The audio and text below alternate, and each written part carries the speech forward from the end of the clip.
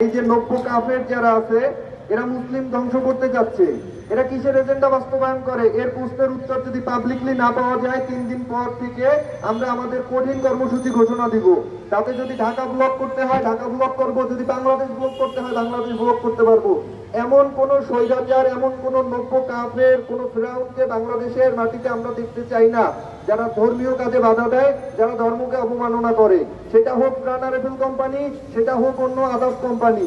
আজকে সব কোম্পানিদের কাছে আমরা একটা ব্যাপার বলতে চাই, সেটা হচ্ছে আপনারা কোনো ধর্মীয় কারণ কোনো ধর্মীয় অনুভূতিতে বাধা দিতে পারবেন না। এইটার রাইট আপনাদেরকে দেওয়া হয় নাই।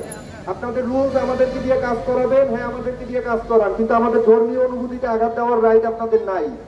আজকের পর থেকে যদি কোনো কোম্পানি এরকম করে, যদি কাউকে এই যে ধর্মের ব্যাপারে যদি কোনো রকম কোনো বাধা প্রদান করে, এই যে শবে বরাত বলেন, অন্যান্য ধর্মাবলম্বী ভাইদের যে ছুটিগুলো আছে এইগুলো পালনে যদি বাধা দেওয়া হয়, তো সেই ক্ষেত্রে আমরা আজকে বললাম, আমি আবারও বলতেছি 3 দিনের সময়, 3 দিন পর থেকে আমরা কঠিন কর্মসূচি দিব।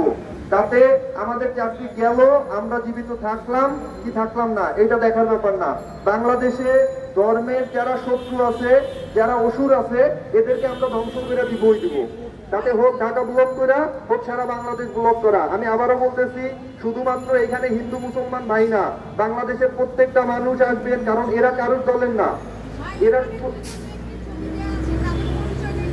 হ্যাঁ অবশ্যই প্রশ্ন করে গে